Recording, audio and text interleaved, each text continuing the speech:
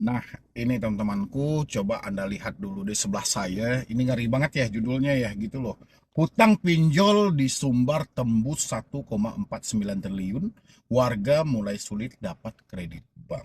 Ini luar biasa sih teman-teman. Tapi saya pengen bacain berita ini karena kebetulan saya juga orang Sumatera Barat, orang Minang ya, lebih kepada orang Minang ya.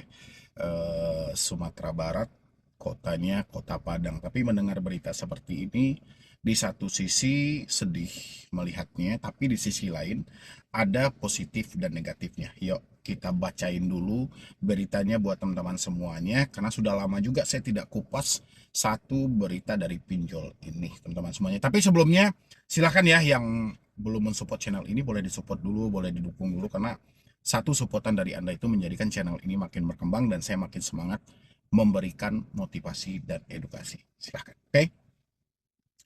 Utang pinjol di Sumbar tembus 1,4 triliun, warga mulai sulit dapat kredit bank. Wah, warga mulai sulit dapat kredit bank. Sebenarnya mau hutang di pinjol, mau hutang di bank, poinnya sama ya. Perbedaannya yang satu lebih transparan, yang satunya lebih cepat gitu loh. Yang cepatnya banyak resiko, yang transparannya belum tentu tidak ada resiko. Oke ya. Padang Kompas.com, nilai outstanding pinjaman daring atau pinjaman online atau pinjol di Sumatera Barat mencapai 1,489 triliun ya pada April 2026. Seiring meningkatnya jumlah masyarakat yang menggunakan layanan tersebut, di tengah tingginya nilai pinjaman daring itu, Otoritas Jasa Keuangan OJK Sumatera Barat mengungkap adanya masyarakat mulai kesulitan memperoleh kredit di perbankan karena memiliki riwayat pinjaman daring bermasalah. Oke, kita lanjutin dulu ya. Kepala OJK Sumatera Barat, Roni Nazra, mengatakan pihaknya memang menerima informasi dari perbankan maupun masyarakat mengenai persoalan tersebut. Memang banyak kami mendapati informasi dari bank maupun masyarakat, kata Roni Padang, Senin 10 Agustus 2026. Namun, Roni mengatakan OJK belum memiliki penelitian untuk mengukur secara pasti seberapa besar pengaruh pinjol terhadap kualitas kredit masyarakat. Kami belum melakukan penelitian mengenai hal tersebut ya, karena OJK itu kelamaan tidur gitu loh. Penerima pinjol mencapai 209.756 akun berdasarkan data OJK. Per 2026, jumlah penerima pinjaman daring di Sumatera Barat mencapai 209.756 akun. Jumlah tersebut meningkat 4,81% dibandingkan April 2025, yang tercatat sebanyak 197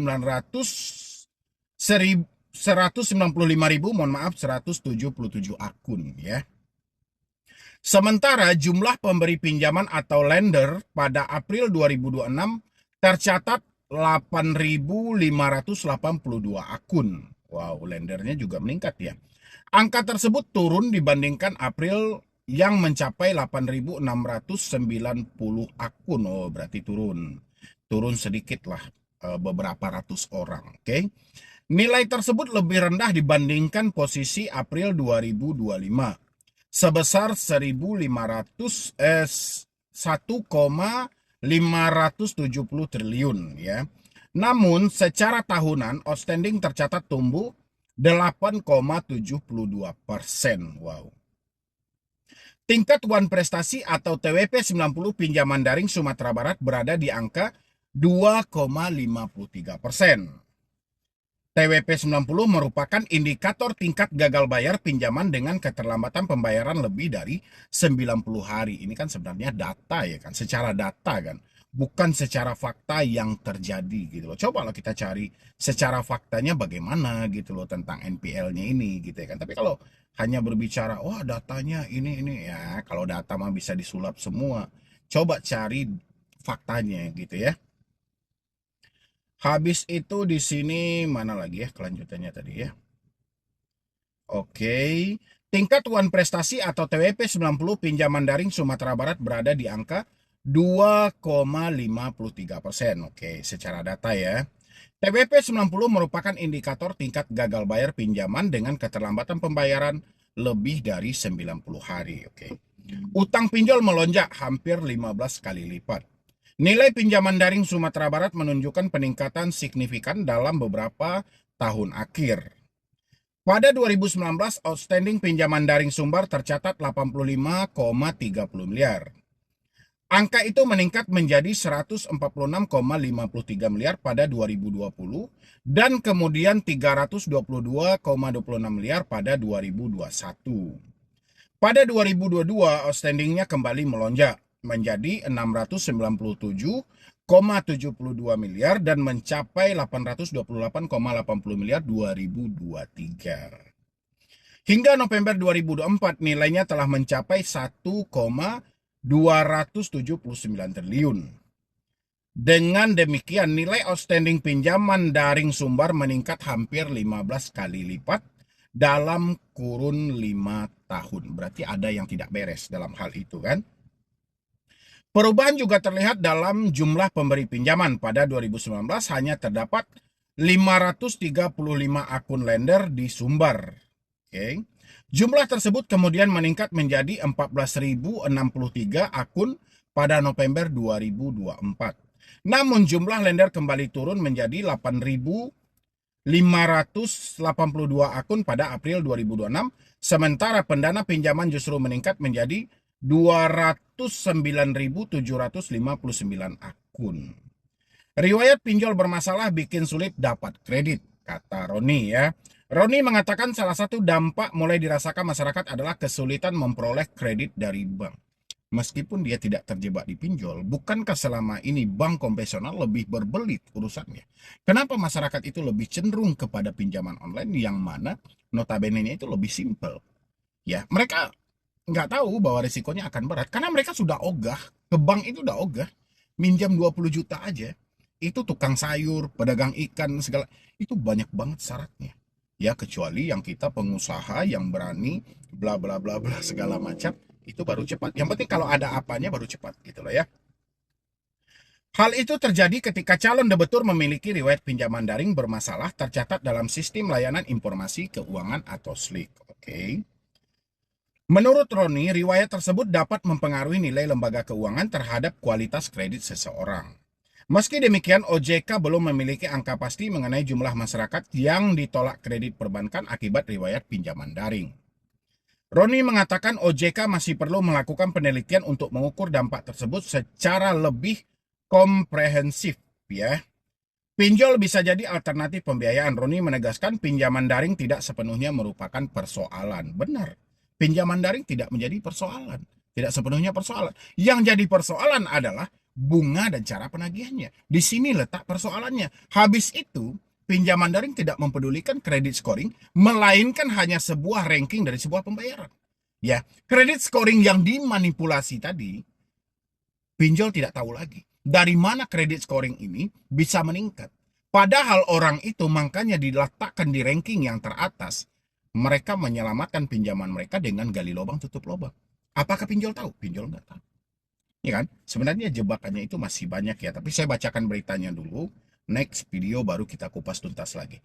Menurut dia, layanan tersebut dapat menjadi sumber pembiayaan alternatif bagi masyarakat yang belum mendapatkan akses pembiayaan dari perbankan. Pinjol hadir sebagai sumber pembiayaan alternatif pada masyarakat, kata Roni. Namun kemudahan mendapatkan pinjaman harus diimbangi dengan kemampuan masyarakat memahami kewajiban dan risiko yang muncul. Roni mencontohkan penggunaan pinjaman untuk membeli telepon seluler atau barang yang tidak bersifat produktif. Oke sih. Ya, menurut dia masyarakat perlu menghitung manfaat serta kemampuan membayar sebelum mengambil pinjaman tersebut. 626 pengaduan masuk ke OJK. Persoalan layanan jasa keuangan juga mencerminkan dari jumlah pengaduan masyarakat. Sepanjang Januari 2026, OJK Sumatera Barat mencatat 626 pengaduan konsumen melalui aplikasi Portal Perlindungan Konsumen APPK. Keluhan terbanyak berkaitan dengan perilaku petugas penagihan, restrukturisasi atau relaksasi kredit, slik, dan penyalahgunaan data pribadi. Nah, berarti paling utama apa? Petugas penagihan. Itu yang paling banyak bermasalah. Harusnya OJK sejak dulu membereskan. Jadi kalau keluhannya soal itu seharusnya sejak awal kan sudah diatasi, karena memang iya keluhan yang paling banyak itu soal penagihan, soal bunga. Habis itu ke kurangnya transparan dari pihak pinjol. Contoh kayak skema tatpole, ya, di dalamnya besar-besar tuh dapat tenor 100 hari, 150 hari. Begitu meminjam, ternyata tenor tersebut ya hanya 10 hari sudah ditagih. Hanya tenornya 14 hari. Berapa bunganya yang dibebankan dalam 14 hari? Tetap 45%. Gila kayak itu gitu loh. Ansuran kedua, ketiga itu hanya ratusan ribu aja. Ya, dan itu tidak pernah diusut oleh OJK. Gimana tidak mengeluh? Ya, tidak ada satu usaha pun yang bisa menang melawan pinjol kalau seperti ini. Bunganya berapa? Tenornya nggak jelas. Makanya pinjol itu memang sudah cocok solusi alternatif untuk memiskinkan dan mempersingkat umur. Orang kalau sudah minjam pinjol berakhir dengan kemiskinan. Kalau nggak mati, nggak ada lagi gitu loh, akal dia buntu, penyakit mudah datang. Itu yang terjadi, ya. Habis itu di sini kita lanjutkan. Yang terbanyak berkaitan dengan perilaku petugas penagihan, ujar Roni. Selain persoalan penagihan, masyarakat juga mengadu masalah restrukturisasi atau relaksasi kredit. Ya memang iya, karena satu-satunya solusi yang diberikan OJK adalah minta restrukturisasi, relaksasi, negosiasi. Kenyataannya pinjol-pinjol tai itu, ya kan banyak yang tai itu, menolak. Ya, diminta orang ngurus SKTM, surat pemecatan, segala surat mati aja yang dia tidak minta gitu loh. Intinya mereka tidak mau memberikan keringanan itu. Ya.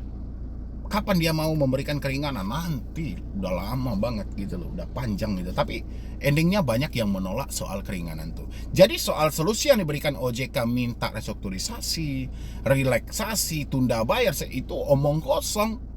Ya, makanya OJK itu tidak pernah melihat secara faktanya seperti apa gitu. Menurut Roni, sebagian masyarakat menginginkan restrukturisasi, tetapi lembaga jasa keuangan memiliki pertimbangan sebelum menyetujui. Pinjol ilegal ikut jadi perhatian, ini nggak ada jadi perhatian. Pinjol ilegal ini tapi ada masa transisi, ya kan? Memang sengaja dibiarkan. Kalau nggak ini kan ranahnya Satgas Pasti setiap hari itu. Pinjol-pinjol, pinjaman pasti, WUS, uang Indo, dana kredit, banyak lagi. Ya, kenapa itu Satgas Pasti membiarkan? Ya, apakah benar isu-isu masa transisi sampai 1 tahun atau 2 tahun? Jadi gak usah dikait-kaitkan pinjol ilegal gitu loh. Kalau pada akhirnya lembaga yang kalian bentuk atau sebuah tim atau komunitas atau apa sih namanya yang kalian bentuk, yang namanya Satgas Pasti itu tidak bekerja, ya. Berapa kali saya tagin Satgas Pasti, nggak jalan juga kok. Oke. Data yang dihimpun menunjukkan terdapat 96 entitas pinjaman daring ilegal dari 11.186 pinjaman ilegal yang teridentifikasi di Sumatera Barat. Masyarakat tidak hanya menghadapi risiko gagal bayar, tetapi juga potensi masalah penagihan, penyalahgunaan layanan keuangan ilegal. Karena itu, OJK meminta masyarakat memastikan legalitas penyelenggaraan sebelum menggunakan layanan pinjaman daring. Saya juga mengingatkan OJK untuk memastikan uji kelayakan pinjol itu sebelum dilimpahkan kepada masyarakat, atau sebelum diumumkan kepada masyarakat bahwa pinjol ini layak dipinjam. Ya, jangan hanya menghimbau masyarakat, tapi OJK-nya tidak menguji kelayakan pinjol masing-masing. Ya, saya orang Padang Pak, Sumatera Barat. Kapanpun Bapak butuhkan untuk berdiskusi, saya siap hadir Pak. Itu kantornya, kalau saya nggak salah, kalau OJK untuk Padang di mana ya? Khatib Sulaiman. Ya, saya siap hadir Pak, kalau memang kita perlu untuk diskusi dalam hal ini. Tapi harus transparan Pak, harus terbuka.